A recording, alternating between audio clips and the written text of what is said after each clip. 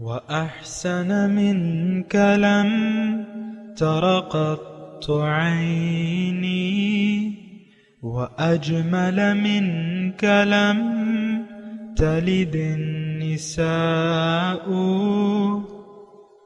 خلقت مبرأ من كل عيب خلقت مبرأ من كل عيب كأنك قد خلقت كما تشاء كتاب أنزلناه إليك مبارك ليدبروا آياته وليتذكر أولو الألباب۔ یہ کتاب برکت والی ہے جسے ہم نے آپ کی طرف نازل فرمایا ہے تاکہ دانش مند لوگ اس کی آیتوں میں غور و فکر کریں اور نصیحت حاصل کریں۔ اللہم صلی علی سیدنا محمد وعلی آل سیدنا محمد بعدد کل ذرۃ مئۃ الف الف مرۃ۔ سامعین و ناظرین کرام، السلام علیکم ورحمۃ اللہ وبرکاتہ۔ سامعین کرام، سورہ تغابن آیت نمبر 14 اور 15۔ آج کا موضوع، کیا ہم زندگی کو ایک آزمائش سمجھتے ہیں؟ اس کے ساتھ سامعین کرام آج کے سبق کا آغاز کرتے ہیں۔ سب سے پہلے گزشتہ سبق کا اعادہ ہوگا۔ اللہ لا الہ الا ہوا وعلی اللہ فلیتوکل المؤمنون۔ اللہ ہی معبود ہے، اس کے سوا کوئی معبود نہیں، اور اللہ ہی پر ایمان والوں کو بھروسہ رکھنا چاہیے۔ سامعین کرام، سورہ تغابن آیت نمبر 14۔ یا ایھا الذین آمنوا، اے ایمان والو، ان من ازواجکم و اولادکم، بے شک تمہارے ساتھیوں میں اور تمہاری اولاد میں سے بعض ایسے ہیں جو تمہارے دشمن ہیں، فاحذروہم، تو ان سے تم بچو، وَإِن تَعْفُوا، اور اگر تم ان کو معاف کرو، وَتَصْفَحُوا، اور درگزر کرو، وَتَغْفِرُوا، اور بخش دو انہیں، فَإِنَّ اللَّهَ غَفُورٌ الرحیم، تو بے شک اللہ تعالیٰ غفور الرحیم ہے۔ سامعین کرام، ایمان والوں کو اللہ تعالیٰ خبردار فرما رہے ہیں کہ تمہارے جو ارد گرد لوگ ہیں، خواہ وہ تمہاری بیوی ہے، ازواج کا لفظ ہے، یعنی بعض لوگ اس کا ترجمہ جو ہے بیوی کا کرتے ہیں، لیکن مناسب یہ ہے کہ اس کا زوج کا مطلب جوڑا، تو جوڑا بیوی کے لیے شوہر، شوہر کے لیے بیوی، اور اس کے علاوہ اور ساتھی بھی ہو سکتے ہیں، یعنی اس فہرست میں اور لوگ بھی شامل ہو سکتے ہیں۔ اگر آپ ایک وسیع تناظر میں اس آیت کا مطلب جاننے کی کوشش کریں تو مطلب جو آپ کے ساتھی ہیں، بیوی کے لیے شوہر ہو سکتا ہے، شوہر کے لیے بیوی ہو سکتی ہے، پھر اولاد جو ہے انسان کی اپنی، یہ بھی اس میں شامل ہے، یعنی کس میں؟ دشمنوں میں۔ فاحذروہم، یہ آیت تھوڑا سا غور و فکر اس پہ ہونا چاہیے، تدبر ہونا چاہیے، آپ بھی کریں، میں بھی کرتا ہوں۔ تو بہرحال اس میں دیکھیں، عدو لکم، تمہارے بعض، ان من ازواجکم، یعنی ساری نہیں، یعنی ہو سکتا ہے کہ بیوی اور شوہر یک خیال ہوں، ایک مقصود ہو، ایک راستے پر ہوں، دونوں ایک دوسرے کے پشتیبان ہوں، یہ بھی ہو سکتا ہے۔ بسا اوقات ایسا ممکن نہیں ہوتا، بہرحال اختلاف آ جاتا ہے۔ یہاں الفاظ ہیں عدو لکم، دشمن، یہ ان میں سے تمہارے بعض دشمن بھی ہو سکتے ہیں۔ تو دیکھیں، دشمنی دوستی، اس کا مطلب کیا ہے؟ کیسے دشمن؟ جانی دشمن، مالی دشمن نہیں، عقیدے کے دشمن ہوتے ہیں۔ یعنی دیکھیں، اصل چیز یہ بات تھوڑا سا نوٹ کر لیں کہ دنیا میں اللہ تعالیٰ نے انسان کو کامیابی کے لیے بھجوایا ہے، ناکامی کے لیے نہیں بھجوایا۔ اب جو انسان کی کامیابی کا دشمن ہے یا اس کے ہم خیال نہیں ہے اور وہ ساتھی بھی ہے، تو ظاہر ہے کہ وہ تو یعنی دو رہنے والے ساتھی جو ہیں، خواہ وہ آپ کے بیوی ہے، وہ شوہر ہو، یا آپ کے ساتھی ہوں، سہیلی ہو، فرینڈ ہو، یا آپ کی اولاد میں سے بعض ایسی جوان اولاد ایسی آ جائے جو آپ کے اللہ تعالیٰ کے راستے میں آپ کے ساتھی بننے کے لیے تیار نہیں ہے اور بلکہ مخالفت کرتے ہیں۔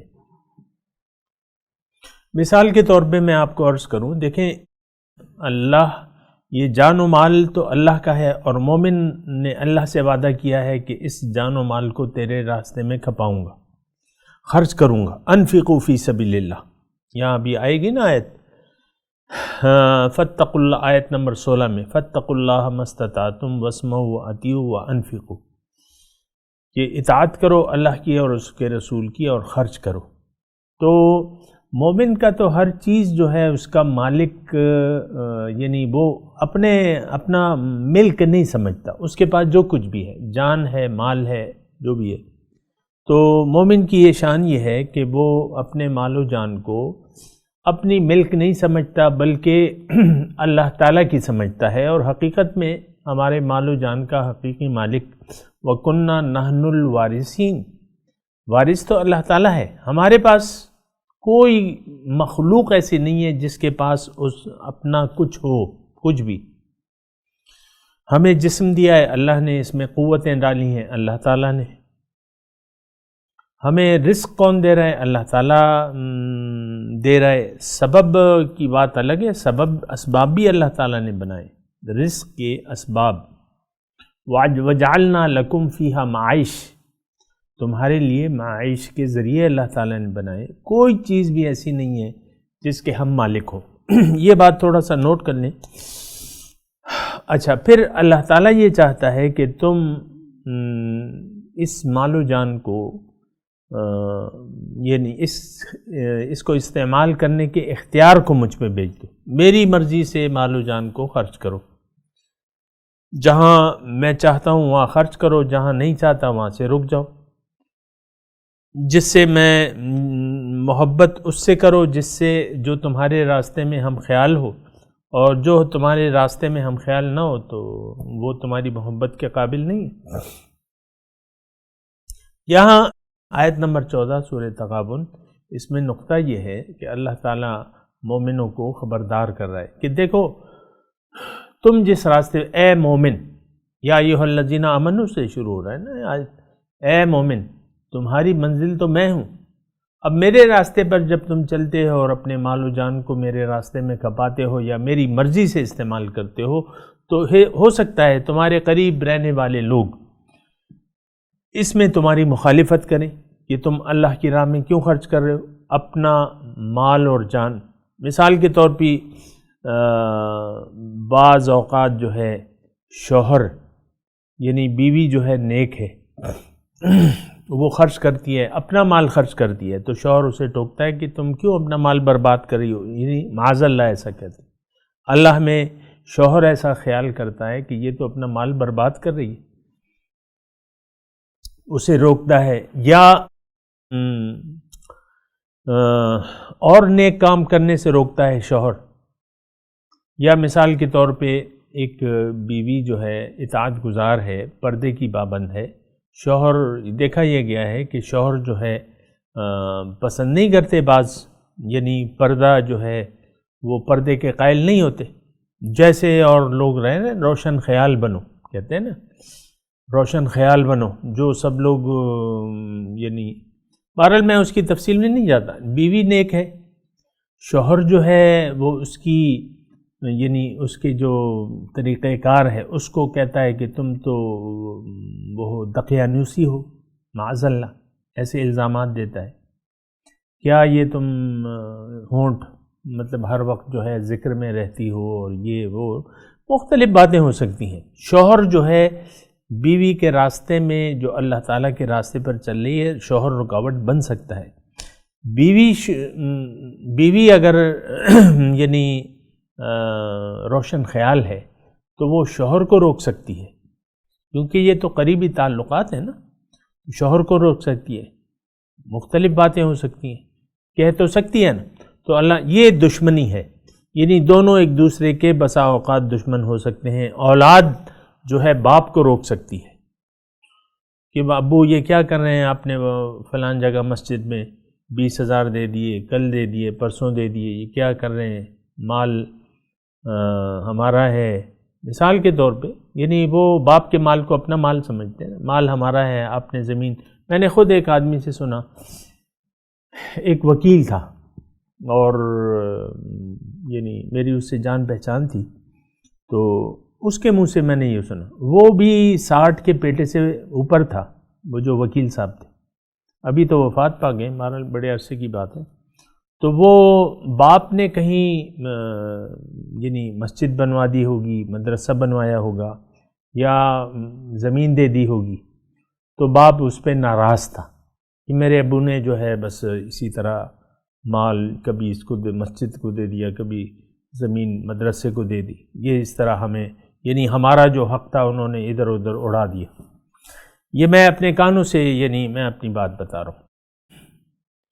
تو اولاد اگر یعنی اللہ کے راستے پر نہ ہو تو وہ پھر باپ کو روکتی ہے.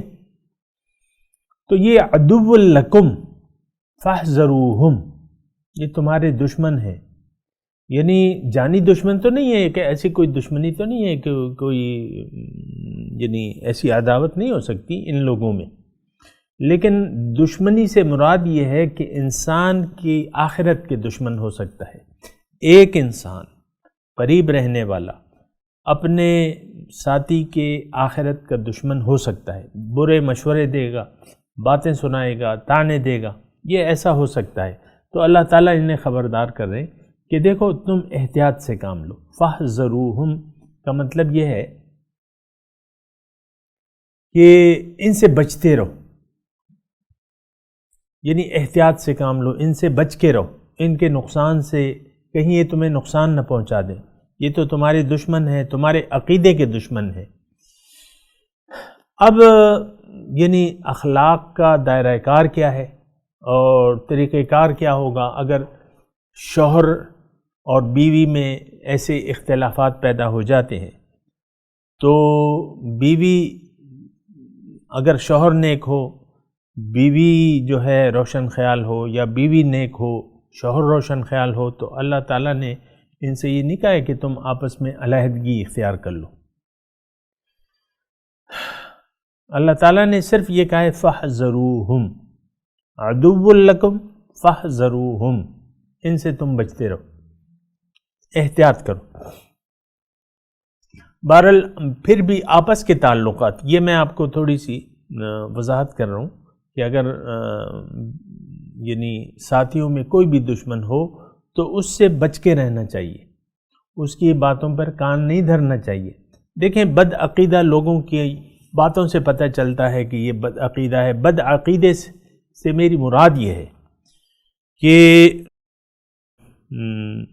ہے کہ جس کی منزل اللہ نہ ہو یا جس کا یقین اللہ پہ نہ ہو، ایمان باللہ نہ ہو، یہ شخص بد عقیدہ ہے، مرد ہو یا عورت. یہ بات نوٹ کر لیں، بد عقیدہ. تو یہ اللہ تعالیٰ ہمیں خبردار کر رہا ہے. دیکھیں ہمیں رہنے کا ان کے ساتھ طریقہ بتا رہے. جو بد عقیدہ لوگ ہیں، جو بد عقیدہ ساتھی ہیں، جو بد عقیدہ اولاد ہے، جو میاں ہے، جو بیوی ہے، تو اللہ تعالیٰ ان کے بارے میں فرما رہا ہے کہ تم بچتے رہو. فاحذروہم وَإِن تَعْفُوا وَتَصْفَحُوا. اب طریقہ کار کیا ہے ان کے ساتھ رہنے کا؟ اللہ تعالیٰ فرما رہا ہے کہ ان کو کوئی اگر بات کہتے ہیں، تعفو معاف کر دو، تصفحوا درگزر کرو، تغفروا بخش دو. کیوں؟ کہ اللہ تعالیٰ غفور الرحیم ہے. اللہ کی صفت اپنا لو، نہایت مہربان نہایت رحم کرنے والا. یعنی اللہ تعالیٰ بخشنے والا اور نہایت رحم کرنے والا ہے، تو اللہ تعالیٰ کا رنگ تم اپنے اوپر چڑھا لو، اور جو بھی تمہارے ارد گرد لوگ ہیں ان سے اچھے طریقے سے پیش آؤ۔ اسی بات کو میں تھوڑا سا مزید کھولتا ہوں۔ وَإِن جَاهَدَاكَ عَلَىٰ أَن تُشْرِكَ بِي مَا لَيْسَ لَكَ بِهِ عِلْمٌ فَلَا تُطِعْهُمَا، سورہ عنکبوت کا مضمون ہے۔ وَإِن جَاهَدَاكَ، یہ والدین جو ہے اگر تمہیں مجبور کریں، ان تشرک بی، کہ تم میرے ساتھ شریک کرو، مقصود میں، محبت میں، اطاعت میں، تو فلا تطعہما، ان کی بات نہ ماننا، وصاحبہما فی الدنیا معروفا، ایسے الفاظ ہے کہ تم ان کے ساتھ دنیا میں اچھے طریقے سے رہو، وصاحبہما فی الدنیا معروفا، ایسے الفاظ ہیں کہ تم اچھے طریقے سے ان کے ساتھ رہو۔ تو اسی طرح یہاں بھی وہی ہے، یعنی نصیحت یہی ہے کہ دیکھیں جو بھی آپ کا ارد گرد، آپ کا اولاد ہو، بیوی ہو، شوہر ہو، جو بھی ہو، ان کے ساتھ آپ نے الجھنا نہیں ہے۔ ایک بات تو یہ ہے، کیونکہ دیکھیں نصیحت اس شخص کو کی جاتی ہے جو نصیحت قبول کرے، یہ بات نوٹ کر لیں۔ بیوی اگر نیک خیال ہے، شوہر جو ہے اس کے عقیدے کے میں مناسب نہیں ہے، تو بیوی کو شوہر کے ساتھ الجھنا نہیں چاہیے، اس کو تبلیغ نہیں کرنی چاہیے، کیونکہ وہ تو ہے ہی بد عقیدہ۔ ہاں، ایک تبلیغ کا ایک طریقہ ہے، فَذَكِّرْ إِن نَفَعَتِ الذِّكْرَ، آپ نصیحت کیجئے اگر آپ کو یہ محسوس ہو کہ نصیحت فائدہ دے گی، یعنی جہاں آپ کو تولنا چاہیے اپنے ساتھی کو کہ بھئی یہ کسی کی بات سننے کے لیے تیار ہے، اور یہ تو گفتگو میں پتہ لگ جاتا ہے۔ بعض اوقات جو ہے آپ کا ساتھی جو ہے وہ کسی اچھی بات کو سننے کے لیے تیار ہی نہیں ہوتا، کیونکہ اس کا مائنڈ جو ہے وہ مختلف ہوتا ہے آپ کے ذہن سے، تو پھر تبلیغ کی ضرورت نہیں ہے، یہ بات میں آپ کو بتا دوں، کیونکہ وہ پھر ضد، ہٹ درمی، لڑائی یہ پھر شروع ہو جائے گی۔ وہ تو آپ کی جو آپ کا نظریہ ہے وہ آپ کے نظریے کے مطابق تو نہیں ہے، نہ اس کا ذہن ہے، وہ آپ کے نظریے کے خلاف ہے، تو آپ اسے تبلیغ نہ کیجیے کم از کم۔ فذکر ان نفعت الذکر، نصیحت اس وقت کرو کہ نصیحت تم خیال کرو، یعنی تمہارا یقین ہو کہ یہ نفع دے گی۔ تو بہرحال ایک تو یہ ہے۔ اچھا، اب رہن سہن کیسا ہونا چاہیے؟ ان سے اچھے طریقے سے۔ اب ظاہر ہے کہ شوہر ہے، یعنی ایک دوسرے، شوہر بیوی ایک دوسرے کے برخلاف مزاج کے ہیں، تو اس کا مطلب یہ نہیں ہے کہ یعنی بیوی کو یہ پھر اجازت نہیں ہے کہ وہ روکھے طریقے سے شوہر سے پیش آئے۔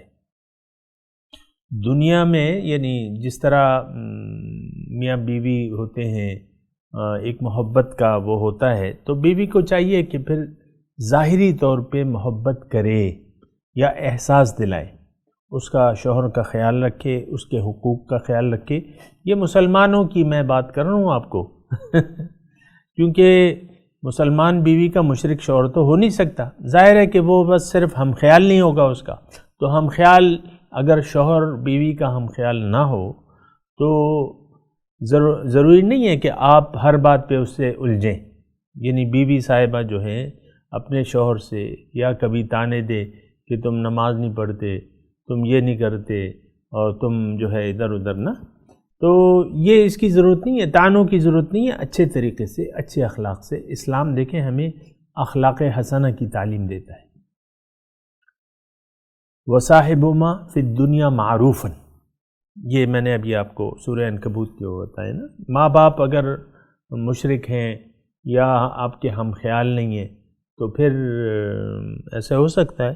تو بہرحال اللہ تعالیٰ پھر ہمیں یہ نصیحت کر رہا ہے، یعنی یہ دیکھیں اللہ تعالیٰ ہمیں طریقہ بتا رہا ہے کہ کس طریقے سے آپ، اگر دو ساتھی ہم خیال نہیں ہیں تو آپ کس طریقے سے رہیں۔ ایک تو یہ ہے کہ وہ ان کی بات کو، جو ناگوار باتیں ہیں ان کو معاف کر دو، ان کے رویے سے درگزر کر دو، اور ان کو بخش دو، یعنی ان کا حساب اللہ پہ چھوڑ دو، وَتَغْفِرُوا، تم مطلب اس میں نہ پڑھو۔ فَإِنَّ اللَّهَ، اب یہ ساری نصیحتوں کرنے کے بعد اللہ تعالیٰ یہ فرما رہے کہ دیکھو میری صفت جو ہے غفور الرحیم ہے، تو تم میری صفت کو اپنا لو۔ آگے چلتے ہیں، انما اموالکم و اولادکم فتنہ، اور یہ جان لو کہ تمہارے مال اور اولاد جو ہیں یہ تمہارے لیے آزمائش ہے، واللہ عندہ اجر عظیم، اور اللہ تعالیٰ کے پاس جو ہے وہ بہت بڑا اجر ہے۔ یہاں مال اور اولاد کو اللہ تعالیٰ فتنہ کہہ رہا ہے۔ ظاہر ہے کہ انسان کے پاس یعنی دنیا میں آتا ہے تو اللہ تعالیٰ پھر اس کے لیے معاش کے ذریعے بھی بنا دیتا ہے، اور ہو سکتا ہے اللہ تعالیٰ نے اس کے نصیب میں زیادہ مال رکھا ہو، یا بعض اوقات یعنی انسان صاحب اولاد ہو جاتا ہے اور پھر اولاد سے جو محبت ہے وہ تو انسان کی یعنی جو نفسانی نفس ہے اس کو محبوب ہوتی ہے، مال اور اولاد نفس کو محبوب ہوتی ہے۔ تو پھر اللہ تعالیٰ نے یہ فرمایا کہ دیکھو یہ ساری آزمائش ہے۔ اصل میں تو بنیادی طور پہ یہ بات نوٹ کر لیں کہ ہماری جو ساری زندگی ہے اس کو بھی اللہ تعالیٰ نے آزمائش کہا ہے۔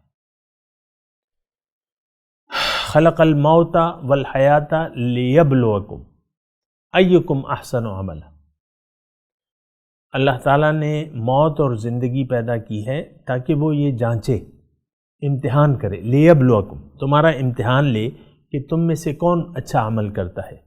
تو ایک بات تو نوٹ کر لیں کہ یہ ساری زندگی جو ہے یہ آزمائش ہے۔ آپ کے پاس جو بھی ہے، آپ کے پاس اپنا جسم ہے، اپنی قوتیں ہیں، اور آپ کی معاشرے میں ایک حیثیت ہے، وہ حیثیت بھی ایک آزمائش ہے۔ اکثر لوگ جو ہیں یعنی خود پسندی کا شکار ہو جاتے ہیں، اپنی یعنی پوزیشن جو اس کو اللہ تعالیٰ کے حکم اور رسول کے طریقے کے خلاف بناتے ہیں۔ آپ دیکھیں کیسے بعض اوقات مچھل ہوتے ہیں، آپ دیکھتے ہوں گے حضور صلی اللہ علیہ وسلم کا فرمان ہے کہ مونچھوں کو پست کرو اور داڑھیوں کو بڑھاؤ۔ اب آپ دیکھتے ہیں کہ یہاں تو بعض اوقات تو نہ مونچھ ہوتی ہے نہ داڑھی ہوتی ہے، یا جو ہے انسان مونچھیں رکھ لیتا ہے، داڑھی منڈواتا رہتا ہے۔ یہ ایک عام رویہ ہے، وہ تو ایک الگ وجہ ہے کہ کیوں ہے، لیکن میں یہ کہہ رہا ہوں کہ یہ ساری زندگی جو ہے یعنی آپ کی یہاں مال اور اولاد کو فتنہ کہا ہے، دوسری جگہ ساری زندگی کو اللہ تعالیٰ نے آزمائش کہا ہے۔ پھر اللہ تعالیٰ نے دوسری جگہ فرمایا ہے کہ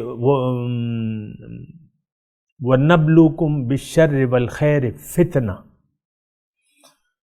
بالکل فتنے والے الفاظ ہیں۔ نبلوکم، ہم تمہیں آزماتے ہیں، اچھی حالت میں بھی اور بری حالت میں بھی۔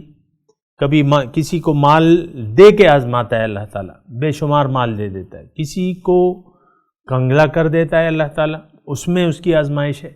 یہ دونوں حالتیں جو ہیں آزمائش ہے، اور زیادہ سخت جو ہے وہ مال کی فراوانی جو ہے وہ زیادہ تر اللہ تعالیٰ نے فرمایا ہے ان الانسان لیطغی ان رآہ استغنی، انسان باغی ہو جاتا ہے جب وہ اپنے آپ کو بے نیاز سمجھتا ہے، تو وہ زیادہ آزمائش ہے۔ بہرحال ہم تو چاہتے ہیں کہ مال زیادہ ہو پھر کچھ بھی نہ ہو، کوئی بات نہیں، نہ ایمان چاہتے ہیں نہ کچھ بھی چاہتے ہیں، بہرحال وہ تو ہماری اپنی وہ ہے نا ذہنیت ہے۔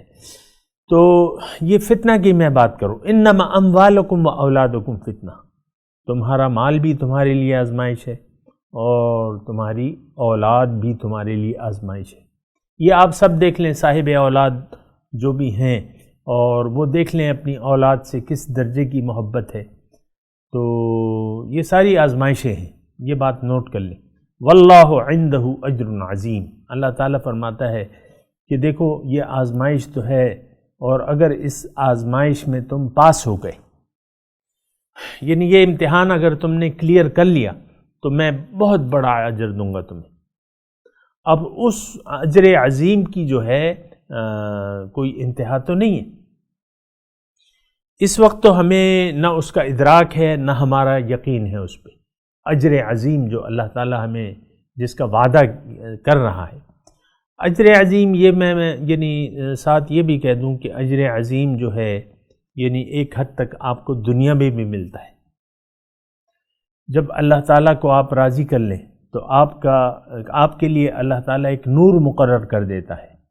یہ بات نوٹ کر لیں، قرآن سے میں کہہ رہا ہوں، افمن جعلنا لہ نورا یمشی بہ فی الناس کمن مثلہ فی الظلمات لیس بخارج منہا۔ تو آپ کے لیے نور مقرر کر دیتا ہے، آپ کا دل عرش الہی بن جاتا ہے۔ یہ کوئی کم اجر ہے؟ مجھے آپ بتائیں، دنیا میں آپ کا دل یعنی سکون قلب آپ کو دے دیتا ہے، دائمی سکون قلب سے آپ کو نوازتا ہے، آپ کا دل جو ہے چمک جاتا ہے، دل عرش الہی بن جاتا ہے، اللہ تعالیٰ اس دل میں بس جاتا ہے، دل مدینہ بن جاتا ہے، سبحان اللہ۔ تو واللہ عندہ اجر عظیم۔ اب یہاں دیکھیں کوئی تخصیص نہیں ہے کہ کہاں پہ اجر عظیم ملے گا، دنیا سے ابتدا ہو جاتی ہے۔ میں آپ کو یقین سے کہہ رہا ہوں کہ دنیا میں اجر عظیم کی ابتدا ہو جاتی ہے، اور باقی تو قبر میں جائیں گے تو وہاں اور پھر جو ہے حشر اور پھر جو ہے جنت، تو یہ ساری بہت بڑی بڑی نعمتیں ہیں۔ اللہ تعالیٰ ہمیں بتا رہا ہے کہ دیکھو ناموافق حالات میں بھی تم نے اپنے مشن سے ہٹنا نہیں ہے۔ بہرحال میں تلاوت کرتا ہوں، میرے ساتھ دہرائیے، اعوذ باللہ من الشیطان الرجیم، بسم اللہ الرحمن الرحیم، یا ایہا الذین آمنوا ان من ازواجکم و اولادکم عدوا لکم فاحذروہم وَإِن تَعْفُوا وَتَصْفَحُوا وَتَغْفِرُوا فَإِنَّ اللَّهَ غَفُورٌ رَحِيمٌ۔ إِنَّمَا أَمْوَالُكُمْ وَأَوْلَادُكُمْ فِتْنَةٌ وَاللَّهُ عِندَهُ أَجْرٌ عَظِيمٌ۔ جی ترجمہ سنا دیں، ایھا الذین آمنو، اے ایمان والو، ان من ازواجکم و اولادکم،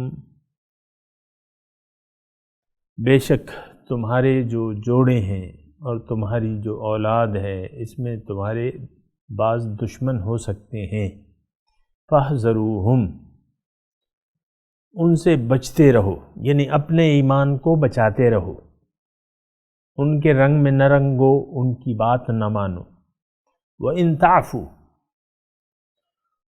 اور ان کی بے راہ ربی سے کو اگر تم معاف کر دو، وَتَصْفَحُوا، اور درگزر کر دو، وَتَغْفِرُوا، اور ان کو بخش دو، فَإِنَّ اللَّهَ غَفُورٌ رَحِيمٌ، بے شک اللہ تعالیٰ پھر غفور الرحیم ہے۔ انما اموالکم و اولادکم فتنہ، بے شک تمہاری مال اور تمہاری اولاد تمہارے لیے ایک آزمائش ہے، واللہ عندہ اجر عظیم، اور اللہ کے پاس تو بہت عظیم الشان اجر ہے جو تمہیں دے گا۔ اس کے ساتھ آج کے سبق کی تلاوت اور ترجمہ سنتے ہیں۔ یا